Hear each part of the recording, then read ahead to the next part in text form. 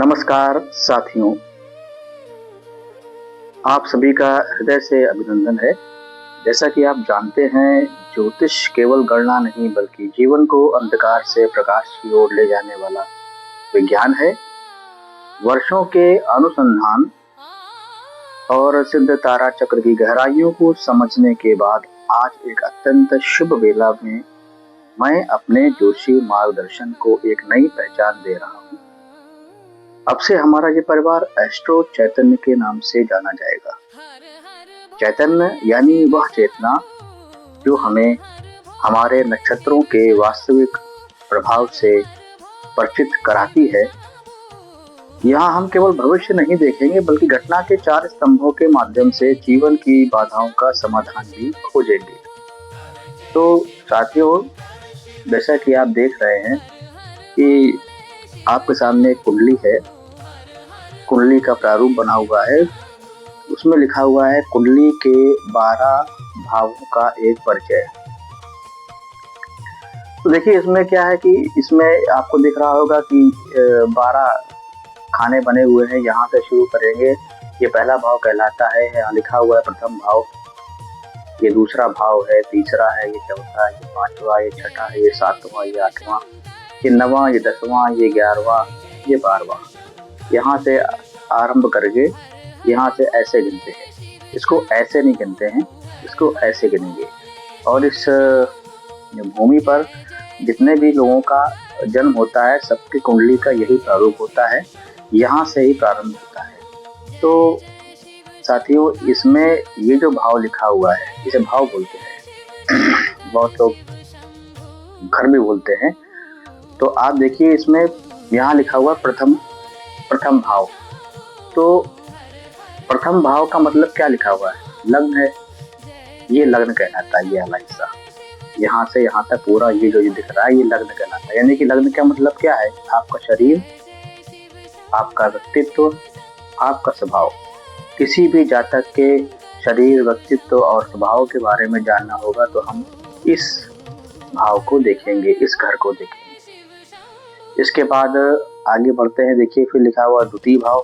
यहाँ देखिए क्या लिखा हुआ है? धन। इसके सामने लिखा है धन। इसके अंतर्गत क्या देखते हैं? संपत्ति है, परिवार है, वाणी है। यानी किसी भी जातक की संपत्ति के बारे में देखना है, परिवार के बारे में देखना है, वाणी के बारे में देखना है, तो यहाँ देखेंगे यहाँ की स्थिति क्या है, कैसी है। इसके बाद आइए तृतीय भाव में। देखिए यहाँ लिखा हुआ साहस।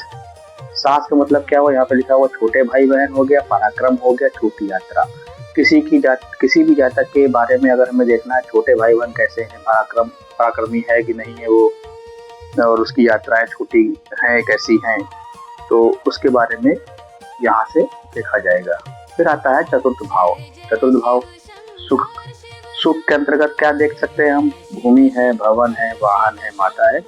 तो जैसे बच्चे के लिए सबसे पहले माँ ही होती, तो माँ का सुख देख लेंगे यहाँ से। फिर भूमि उसके पास है कि नहीं, भवन होगी कि नहीं होगी, वाहन होगा कि नहीं होगा, ये सब यहाँ से यहाँ तक की स्थिति को देखते हुए हम लोग ये तय करेंगे। इसके बाद आता है पंचम भाव। पंचम ये लिखा हुआ है। पंचम के सामने क्या लिखा हुआ है? संतान।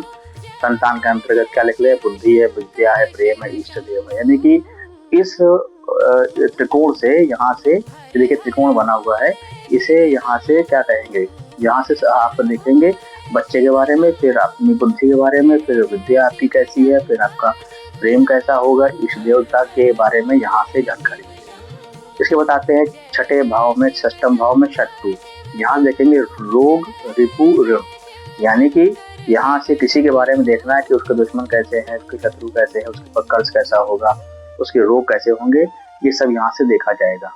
तो इसके बाद क्या होगा? फिर देखिए आता है सप्तम भाव। सप्तम भाव यानी कि साथी, जीवन साथी, व्यापार। अगर किसी जातक को देखना हो, उसकी पत्नी या पति के बारे में देखना हो, या उसके व्यापार कैसा होगा, उसका सहयोगी कैसा होगा, साझेदार कैसा होगा, तो वो सब यहाँ से देखा जाता है। ये सप्तम भाव कहलाता है। 1 2 3 4 5 6 7 आता है यहाँ पे, इसलिए। इसके बाद आता है ये अष्टम भाव यानी 8वां। से कहेंगे ये अष्टम भाव यानी आयु।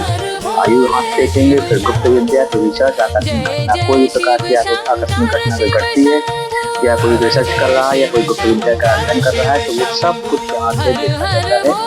ये आत्मभाव कहलाता है। ये अत्यंत रहस्यमय भाव कहलाता है। इसके बाद क्या आता है, नवम भाव आता है। नवम भाव का मतलब होता है भाग्य। यहाँ से भाग्य, कोई कितना भाग्यशाली है, कैसा क्या रहेगा, उसके भाग्य के बारे में ये और उसके धर्म के बारे में गुरु की लंबी यात्रा है। लंबी यात्रा देखनी हो तो यहाँ देखे जाएंगे।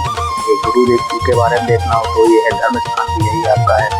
तो यहाँ से इसे बोलते हैं यहाँ पर इस नवम भाव से तीन चीजों के बारे में जानकारी प्राप्त होगी। फिर आता है दसम भाव। दसम भाव में क्या लिखा है, कर्म। ये कर्म का भाव कहलाता है। कर्म है यानी कि जीविका आपकी कैसी होगी, कौन सा काम करेंगे या जीवन जीवित रहने के लिए, ये यहाँ से पद प्रतिष्ठा के बारे में जानकारी प्राप्त होगी। यानी कि इस भाव की स्थिति बताएगी आपकी जीविका क्या होगी और पद कैसा होगा, प्रतिष्ठा कैसी। तो ये दसम भाव हो गया, दसवां भाव हो गया। इसके पास आता है 11वां भाव, एकादश। एकादश भाव का मतलब होता है 11वां यानी कि लाभ। यहाँ से आपके जीवन में आने वाले समस्त प्रकार के लाभों का अध्ययन होता है। यहाँ से देखेंगे आय के स्रोत, आपकी इनकम कहाँ से आ रही है, आपके बड़े भाई बहन और आपकी इच्छा पूर्ति।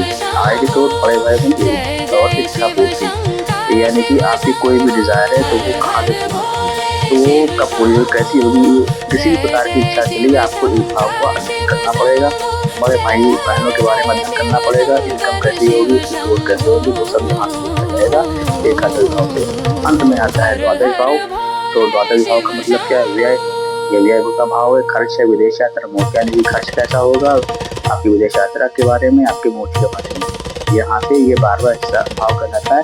12वें भाव से आपका खर्च है, विदेश यात्रा, मोक्ष है, व्यय है।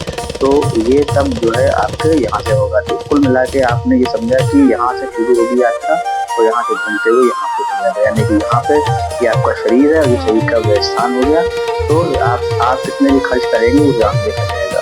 तो साथियों, अगर आपको ये जानकारी पसंद आई हो तो आप इस चैनल को लाइक करें, कमेंट करें, शेयर करें, सब्सक्राइब करें और इसी तरह की रोचक जानकारियों को लेकर मैं अगले वीडियो में फिर प्रस्तुत होऊंगा। तब तक के लिए जय हिंद।